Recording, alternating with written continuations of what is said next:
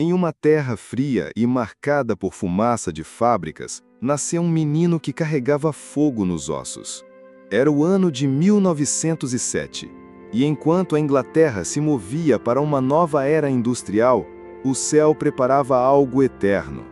Leeds, uma cidade esquecida nos mapas espirituais, se tornaria o berço de um dos intercessores mais inflamados do século XX, Leonard Ravenhill.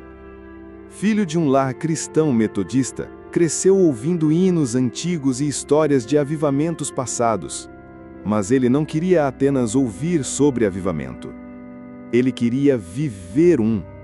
Ainda menino, foi marcado por uma profunda inquietação. Não era a inquietação comum de uma juventude rebelde.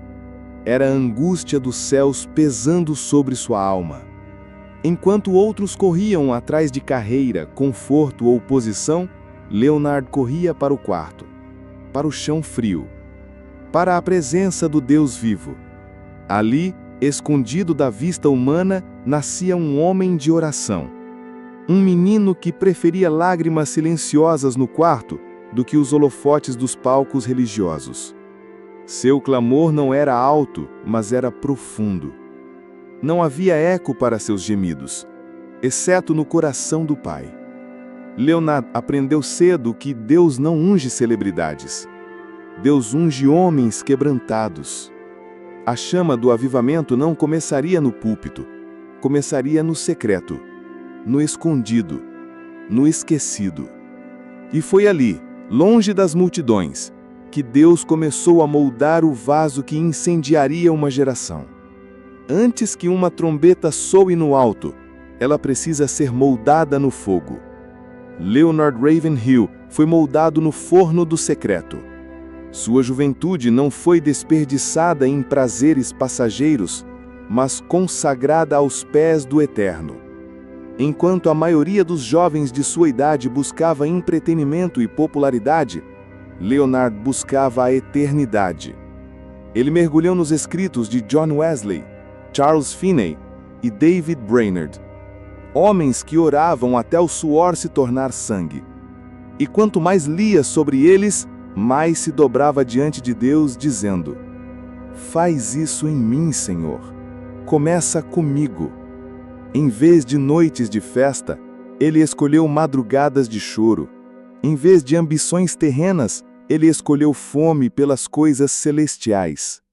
Não buscava ser eloquente, buscava ser inflamado. Havia algo nele que os olhos humanos não podiam medir. Era zelo, era temor, era uma paixão santa. Leonard compreendeu cedo. A oração não é apenas um dever do cristão, é a respiração do guerreiro. O mundo o considerava estranho, mas o céu o considerava útil. E como todo vaso escolhido, ele teve que ser quebrado. O quebrantamento foi seu idioma. A solidão foi sua escola. O Espírito Santo foi seu mestre. Leonard não estava sendo preparado para a fama, estava sendo preparado para confrontar uma geração. Uma geração que trocara o altar pelo palco, o clamor pela performance, a presença pela produção. Deus estava forjando um profeta, e como todo profeta, ele nascia primeiro no deserto, onde só Deus o via, e isso era suficiente.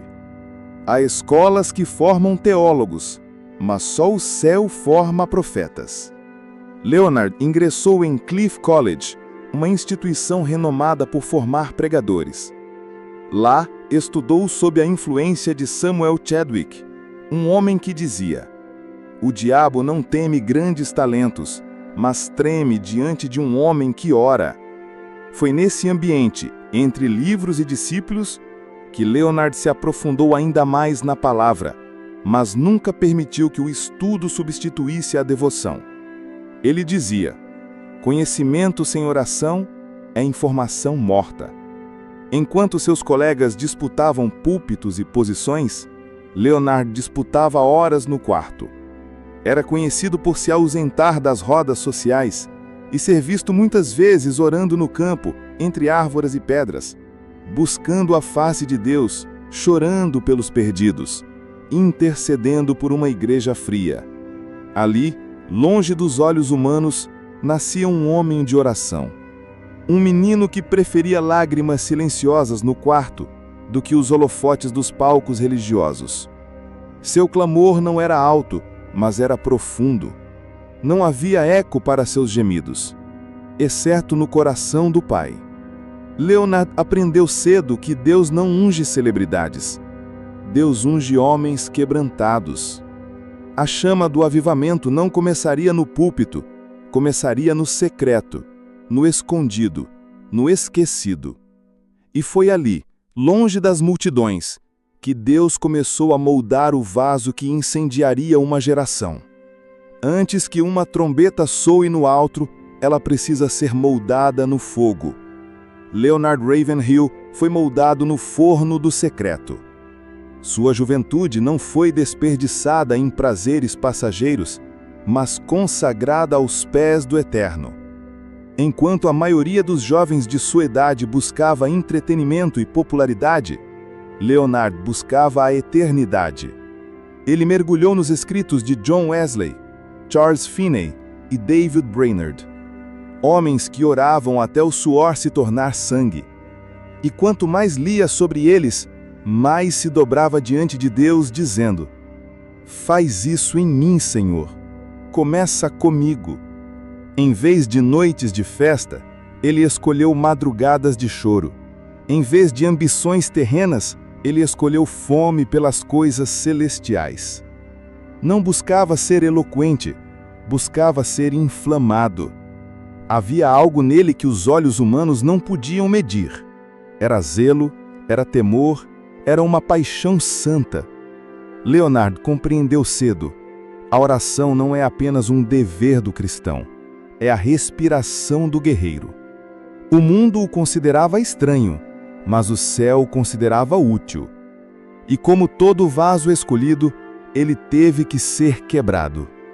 O quebrantamento foi seu idioma, a solidão foi sua escola, o Espírito Santo foi seu mestre. Leonard não estava sendo preparado para a fama, estava sendo preparado para confrontar uma geração. Uma geração que trocara o altar pelo palco, o clamor pela performance, a presença pela produção. Deus estava forjando um profeta. E como todo profeta, ele nascia primeiro no deserto, onde só Deus o via, e isso era suficiente. Há escolas que formam teólogos, mas só o céu forma profetas. Leonard ingressou em Cliff College, uma instituição renomada por formar pregadores. Lá, estudou sob a influência de Samuel Chadwick, um homem que dizia: "O diabo não teme grandes talentos, mas treme diante de um homem que ora." Foi nesse ambiente, entre livros e discípulos, que Leonard se aprofundou ainda mais na palavra, mas nunca permitiu que o estudo substituísse a devoção. Ele dizia: "Conhecimento sem oração é informação morta." Enquanto seus colegas disputavam púlpitos e posições, Leonard disputava horas no quarto. Era conhecido por se ausentar das rodas sociais e ser visto muitas vezes orando no campo, entre árvores e pedras, buscando a face de Deus, chorando pelos perdidos, intercedendo por uma igreja fria. Ali, longe dos olhos humanos, ele fazia perguntas que poucos se atreviam a fazer. Onde estão os homens que não dormem enquanto almas se perdem? Onde estão os pregadores que choram antes de pregar? Enquanto outros se preparavam para ministérios visíveis, Ravenhill era treinado para algo invisível. Ele não buscava reputação, buscava autoridade. E a autoridade espiritual não se ganha com fama, mas com renúncia. Muitos o ignoravam, poucos o compreendiam, mas o céu o via, e o inferno também. Quando finalmente Ravenhill subiu ao púlpito, ele já havia descido muitas vezes ao chão da oração. Seu ministério não começou com o microfone na mão, começou com o rosto em terra. Enquanto muitos mediam sucesso ministerial por número de ouvintes, Ravenhill media pelo nível de glória. Para ele, a verdadeira pregação nascia do secreto.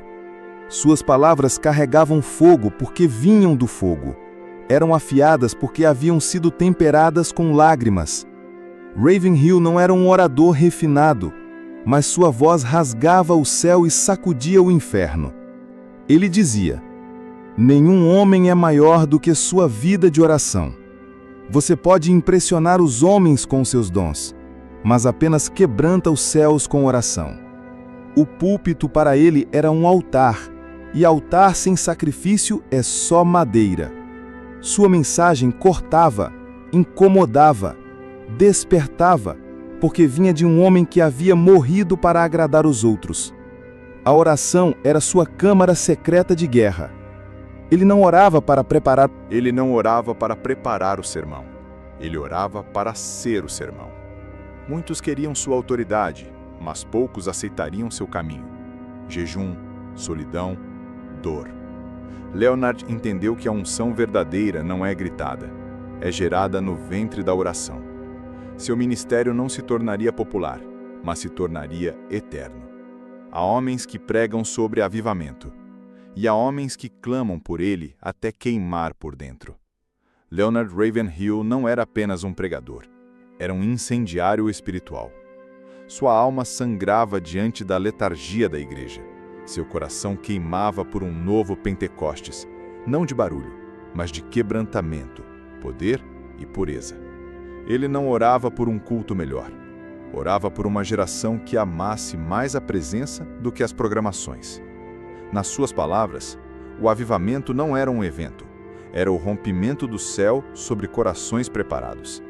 O avivamento nunca chega à igreja satisfeita. Ravenhill se retirava por horas, dias, semanas, implorando ao Senhor por um despertar real. Ele jejuava até o corpo estremecer. Ele chorava até a voz falhar. Ele gemia até não restar mais palavras. E quanto mais orava, mais se angustiava, pois via a igreja cheia de eventos e vazia de arrependimento. Ele dizia: a igreja está entretenida, quando deveria estar em trabalho de parto. O seu clamor era um grito de parto espiritual, um grito por almas, um grito por santidade. Deus não o havia levantado para agradar os líderes religiosos, mas para acordá-los. Sua vida era uma tocha erguida em meio à escuridão, e um eco do clamor de Elias: até quando cocheareis entre dois pensamentos? E sua oração permanecia constante, como incenso diante do trono. Senhor, rasga os céus e desce outra vez. Leonard Ravenhill nunca foi conhecido por multidões aos milhões, mas nos bastidores do céu, seu nome ecoava entre os guerreiros da fé. Ele não buscava popularidade, ele buscava urgência. Urgência pelas almas, urgência pela verdade, urgência pela glória de Deus que havia se retirado de muitos púlpitos. E assim, como um Elias moderno, ele intercedia pela nação. Não com discursos diante do parlamento, mas com súplicas diante do trono. Leonard orava por pregadores. Orava por jovens desviados. Orava por pastores que estavam cansados, caídos, corrompidos. Intercedia por igrejas mortas, por ministros feridos, por seminaristas que perderam o fogo. Seu ministério mais profundo não era o da pregação pública, mas da intercessão invisível. Uma irmã contou que, ao visitá-lo, encontrou-o ajoelhado, chorando, dizendo: Senhor, salve essa geração antes que seja tarde demais. Keith Green, um dos maiores músicos cristãos dos anos 80, testemunhou que era impossível estar perto de Leonard sem ser confrontado com a eternidade. Ele dizia: Ravenhill não orava apenas com palavras, ele orava com a vida. A atmosfera em sua casa era de oração contínua. Cada visitante era recebido com temor, pois sabiam, aquele lugar não era uma casa, era um altar. Leonard era um atalaia, um vigia dos muros da igreja. E mesmo sem microfone, sem vídeo, sem palco, ele tocava nações com joelhos dobrados e coração rasgado. Alguns constroem catedrais. Leonard Ravenhill construiu um altar no quarto. Um espaço simples, uma cadeira, uma Bíblia, uma parede marcada por lágrimas. Mas aos olhos do céu, aquilo era mais temido que o trono de qualquer rei. Era ali, naquele cômodo sem fama, que os céus se abriam, e os céus choravam com ele. Quem entrava naquela sala sabia que estava pisando em terra santa. Os joelhos de Ravenhill haviam moldado o chão. O silêncio era carregado de temor. As paredes ainda carregavam ecos de seus gemidos. Um visitante disse: era impossível ficar ali por muito tempo sem ser tocado por Deus. Sua Bíblia vivia aberta, não por vaidade, mas por necessidade. Versos marcados com lágrimas, páginas gastas por uso e paixão. Leonard não estudava as Escrituras para pregar. Ele as lia para sobreviver. Orava como quem sabia que o tempo era curto. Jejuava como quem sabia que as almas estavam em risco. Era comum vê-lo levantar no meio da noite e cair de joelhos em súplica profunda, não por si, mas pela igreja, pelos perdidos, pelos órfãos espirituais. O quarto era pequeno, mas as orações que saíam dali percorriam continentes. Ele não precisava sair de casa para mudar o mundo, bastava ajoelhar-se. E Deus, que via em secreto, sacudia corações, despertava nações, incendiava pregadores. Porque ali, naquele pequeno quarto, um homem tocava o céu, e o céu respondia. Em tempos de silêncio confortável, Deus levanta vozes desconfortáveis. Leonard Ravenhill não era um reformador moderno, era uma trombeta do céu, soando em meio ao sono da igreja. Ele não pregava para entreter, pregava para despertar. Suas mensagens queimavam como brasas vivas, e não era porque ele gritava, mas porque falava com o peso de quem orou por aquilo. Ele dizia: a igreja hoje está submersa no entretenimento, e se o Espírito Santo saísse, 95% do que fazemos continuaria da mesma forma. Sua pregação era uma espada, confrontava pecados ocultos, chamava os mornos de volta ao fogo, rasgava o verniz da religiosidade para revelar a urgência da cruz. Ravenhill não se importava com aplausos, se importava com lágrimas. Ele via uma geração vendendo o evangelho como produto, entregando sem autoridade, servindo a Deus sem quebrantamento, e isso o fazia gemer. Suas mensagens mais impactantes não nasceram de uma mesa de estudo, nasceram de noites sem dormir, de jejum, de lágrimas, de um coração em chamas. Seu livro, Por que Tarda o Pleno Avivamento, não foi escrito para agradar leitores, foi escrito como um lamento. Ele era como Jeremias, um homem com fogo nos ossos e lágrimas nos olhos. E sua mensagem era simples, mas cortante. Voltem ao altar, rasguem o coração, arrependam-se. Deus ainda deseja avivar, mas primeiro precisa purificar. Leonard não apontava para si, ele apontava para o trono. E como uma voz que clamava no deserto, ele ainda ecoa: santidade ao Senhor. Os homens podem envelhecer, mas o fogo de Deus, quando verdadeiro, não apaga com o tempo. Leonard Ravenhill envelheceu. Seus passos ficaram mais lentos, sua voz mais fraca, seu corpo marcado pelos anos de guerra espiritual. Mas os olhos dele ainda queimavam. Já não pregava como antes, mas continuava orando. Já não era convidado com frequência, mas continuava intercedendo. Ele havia entendido que o verdadeiro impacto de um homem de Deus não está na visibilidade, está na fidelidade. Em seus últimos anos, continuou orando pelos jovens, pelos perdidos, pelos líderes que estavam perdendo o temor. Continuou escrevendo cartas com exortações e súplicas. Continuou jejuando, continuou chorando, até o fim. Estou mais perto do céu do que nunca, dizia ele. Mas não havia em sua voz orgulho, havia urgência. Urgência por uma geração que ele não veria, mas por quem ele orava como se fossem seus filhos.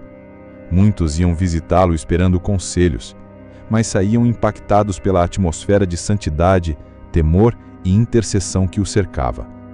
Uma testemunha disse: você não conversava com Leonard, você era confrontado com a eternidade ao estar com ele. Ele partiu no ano de 1994, não com aplausos, nem com honrarias públicas, mas com o selo eterno de quem gastou a vida como um holocausto. Suas últimas lágrimas não foram por si mesmo, foram pela noiva de Cristo.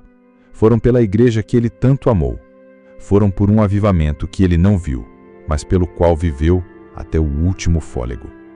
A Bíblia diz em Joel 2,17: Chorem os sacerdotes, ministros do Senhor, que entrem diante do altar e lamentem, e digam: perdoa o teu povo, ó Senhor. Leonard Ravenhill viveu essa palavra. Ele não foi apenas um pregador, foi um sacerdote que chorou, um intercessor que lamentou.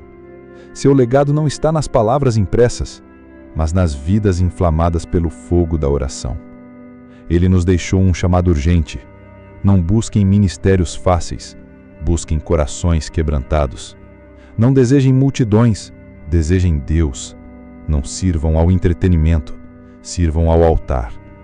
Ele sabia que o mundo não precisa de mais celebridades cristãs, precisa de profetas que dobram os joelhos. Hoje, a chama que ele acendeu pode estar fraca, mas não está apagada. Ela chama você que está ouvindo ou lendo para escolher um caminho. Ser apenas mais um na multidão? Ou ser um homem ou mulher do secreto, um intercessor, um guerreiro, uma voz que move o céu? Porque o avivamento começa no silêncio das orações que ninguém vê. E a igreja que levanta homens assim nunca será derrotada. Que a vida de Leonard Ravenhill te desafie. Que seu exemplo te incendeie. Que você seja mais que um espectador. Que você seja um homem do segredo. E que, como ele, você possa dizer um dia: meu ministério começou no secreto, e por isso tocou o eterno.